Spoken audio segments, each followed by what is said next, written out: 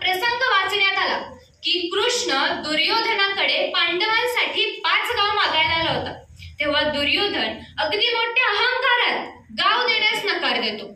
या उलट कृष्णाने युद्धाचं आव्हान करतो. तेव्हा दुर्योधन माता गांधारी मात्र घाबरून जाते.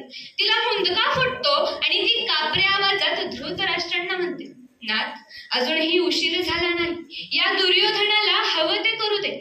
आपण पांडवांकडे जाऊ. यावर धृतराष्ट्रांनी जे उत्तर दिलं ते आजही माझ्या मनात घर करून राहिले.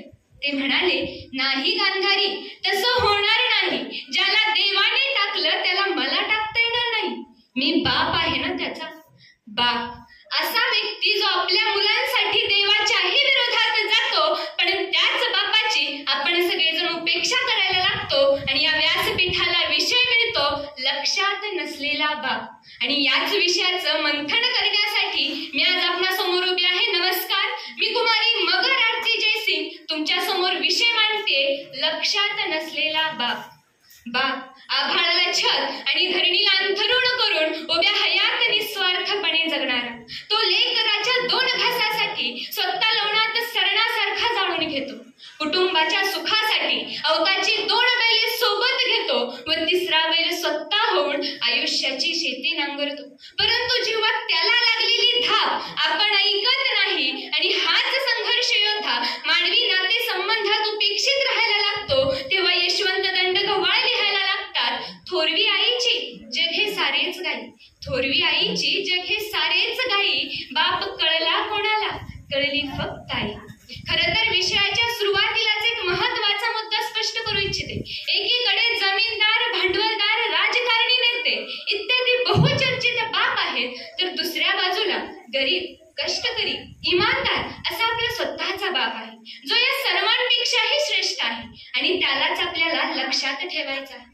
म्हणून इतर लोकांच्या बापाचा गवगवा न करता आपला स्वतःचा बाप आणि आपल्या बापाचा त्याग, संघर्ष लक्षात राहण्यासाठी काय काय करायला हवं यावर विचार करणं मला या विषयाचा केंद्रबिंदू आहे असं वाटतं. कारण स्वतःची ऐपत नसताना जो मुलांसाठी आयुष्य पणाला लावतो तो बाप असतो. संसाराचा गाडा हाकण्यासाठी ज्याची तारेवरची नाही तर तलवारीच्या धारेवरची कसरत असते तो बाप असतो.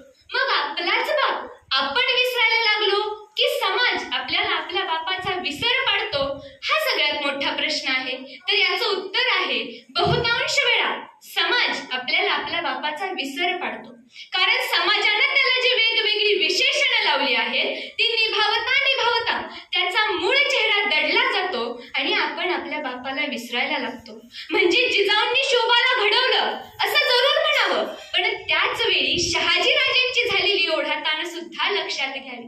देवकीचं आणि यशोदेचं कौतुक अवश्य करावं, पण त्याच वेळी यमुनेच्या भरपुरात बाळकृष्णाला डोक्यावर घेऊन जाणारे वासुदेवही लक्षात घ्यावे. परंतु तोच त्याग आणि संघर्ष आपण विसरायला लागलो आणि अनेक विचारवंत, लेखक, समाज सुधारक असं लिहायला लागले की प्रत्येक यशस्वी पुरुषामागे एका स्त्रीचा हात असतो. मान्य आहे, स्त्रीचं योगदान असतं खरं, पण फक्त स्त्रीचंच योगदान असतं का हो? म्हणजे या अर्थी आपण डॉक्टर बाबासाहेब आंबेडकर यांच्यासाठी कष्ट सहन करणारे रामजी यांना विसरलोत का? की प्रसिद्ध क्रिकेटपटू सचिन तेंडुलकर यांचे वडील रामकृष्ण तेंडुलकर यांना विसरलोत का? आणि म्हणूनच विशाल उशिरे असं म्हणायला लागतात की बाबा तू होता, बाबा तू होता, तुझी जागा नाही कोणी घेऊन गेलं, माफ कर बाबा, तुझ्याविषयी लिहायचं राहूनच गेलं. कित्येक वेळा बाप विसरण्याचं कारण म्हणजे कलाकृतीनं उभा करण्यात येणारा बाप हा मुलांना वास्तवात उतरताना पाहायला मिळतो. म्हणजे बापू सेहत केलीये तो हानिकारक आहे हा जो लेबल त्याच्यावर लावला जातो ना, यामुळे लहान आणि प्रौढ अवस्थेतील मुलांच्या लेखी हा आपला बाप मारकुंडा, विक्षिप्त, संतापलेला माणूस समजला जातो. आणि यातही आईचाही खारीचा वाटा दिसून येतोच की अभ्यास कर नाहीतर बाबा मारतील, लवकर घरी ये नाहीतर बाबा रागवतील. परंतु हळूहळू आपल्याला समजतं की मुलांचं अर्ध आयुष्य हे बापाशी संवाद न ठेवण्यात जातं, तर उरलेलं अर्ध आयुष्य हे बापाशी संवाद ठेवायला हवा होता याच विचारांमध्ये सरतं. आणि मग आपल्याला समजतं की आपल्या आयुष्याला उजेड देण्यासाठी आपला बाप खर्च झालेला असतो. मग पु ल देशपांडे यांनी असामी असामी या पुस्तकात लिहिलेल्या ओळी आठवायला लागतात. माझ्या यशामागे बापाची नसलेली पण असलेली उपस्थिती होती. कधीतरी त्याच्या टाचा झिजलेल्या चपलांकडे आणि फाटलेल्या बनियांकडे बघितलं ना की वाटायला लागतं मुलांच्या नशिबाची भोकच जणू त्या बनियांना पडली आहे. तो आपल्या मुलांसाठी स्वतःला उन्हात जाळून घेतो हे त्याच्या उन्हानं करपून गेलेल्या कातडीकडे बघून सहज लक्षात येतं. चैत्र वैशाखाच्या रणरणत्या उन्हात वावरात वखर राखताना भेगालेल्या पायांमध्ये खसकन घुसलेल्या संकटांच्या खोल खोल जखमा आणि त्यावर कापसासोबत ठेचून भरलेला बिबा बघितला ना तर बापाची त्यागाची आणि संघर्षाची गाथा डोळ्यांसमोर उभी राहते. परंतु तोच त्याग आणि संघर्ष आपण विसरलो आणि हे स्पष्ट करतायत आज भारतात उभी राहिलेली 551 वृद्धाश्रम. मग मी लहान असताना आजीनं सांगितलेली गोष्ट आठवायला लागते. एकदा एक मुलगा आपल्या वडिलांना आश्रमात सोडून घरी निघाला होता. तेवढ्यात बायकोचा फोन येतो.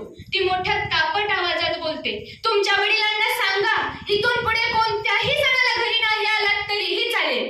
तुम्हीही शांत राहा आणि आम्हालाही शांत जगू द्या. तेव्हा तो मुलगा माघारी जातो. पाहतो तर आश्चर्यचकित होतो. त्याचे बाबा तिथल्या मॅनेजर सोबत खुश होऊन अगदी हसत हसत गप्पा मारत होते. तो मुलगा मॅनेजर जवळ जातो. त्यांना प्रश्न करतो, तुम्ही माझ्या बाबांना कधीपासून आणि कसं ओळखता? यावर तो मॅनेजर सांगतो, अरे हा माझा खूप चांगला मित्र. आजपासून 25 वर्षापूर्वी याच आश्रमातून त्याने एक मुलगा दत्तक घेतला होता. पण काय माहित त्याच पोराची खोली मला तो आज राहायला मागत होता. हे आपल्या बापाचं आपल्यावरचं निस्वार्थ प्रेम आपल्यासारख्या विकसित बुद्धीच्या मानवाला समजत नाही. परंतु तेच प्रेम जनावरांना आणि पक्ष्यांना मात्र सहज समजतं. आणि असंच बापाचं आणि पक्ष्यांचं नातं स्पष्ट करणारी इंद्रजित भालेराव यांची चिमण्या कवितेतील ओळी आठवायला लागतात. पाखर असल्या तरी बी ओळखायच्या बापाच्या मनीचा भाव. पाखर असल्या तरी बी ओळखायच्या बापाच्या मनीचा भाव. तेव्हा सुजी संपली तरीही चिमण्या सोडीत नसायच्या गाव. परंतु आजच्या या काळामध्ये ना मुलाने बापाला ओळखलं आणि नाही मुलीने. हे स्पष्ट करतो 2016 साली प्रदर्शित महेश मांजरेकर यांचा मराठी चित्रपट नटसम्राट. कित्येक वेळा बाप निघून गेल्यानंतर जी आई मुलांचा बाप बनून सांभाळ करते त्या आईतला बाप आणि त्या बापाचा त्याग संघर्ष सुद्धा आपण लक्षात घेतला पाहिजे. खरं तर मुलांनी आपल्या वडिलांसाठी काय काय करावं हे जर कधी पाहायचं असेल तर आपला इतिहास उघडून बघा. एकीकडे प्रभू राम ज्यांनी आपल्या पित्याच्या आज्ञेवरून स्वतःच्या राज्याचा 14 वर्षांसाठी त्याग केला तर दुसऱ्या बाजूला दापोडे येथे राहणारा राजेश फोडकम पैशांसाठी वडिलांचा खून करतो.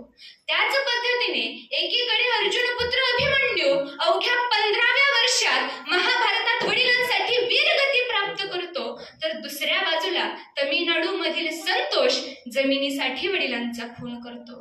मग हीच आजच्या काळातील मुलांची आपल्या वडिलांबद्दलची बदललेली ही कठोरतेची भावना सुद्धा माझ्या मते वडिलांचा त्याग आणि संघर्ष विसरण्यास कारण ठरते. मग ही भावना बदलण्यासाठी काय करायला हवं यावरही विचार करणं मला तितकंच गरजेचं वाटतं.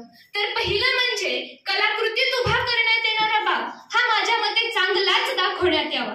कारण 1-2% वडील वाईट असतीलही परंतु उरलेल्या चांगल्या बापांच्या पोरांच्या लेकी हा आपलाच बाप वाईट समजला जातो. मुलांनी आपल्या वडिलांसोबत मैत्रीचं नातं ठेवावं. कधीतरी बाप्पाला एकांतात मिठी मारून त्यांचा त्याग आणि संघर्ष लक्षात घ्यावा. बाप मेल्यानंतर पश्चाताप करण्याऐवजी तो जिवंत आहे तोपर्यंतच त्याला समजून घ्यावं. कारण आठवण आभास देते, स्पर्श नाही.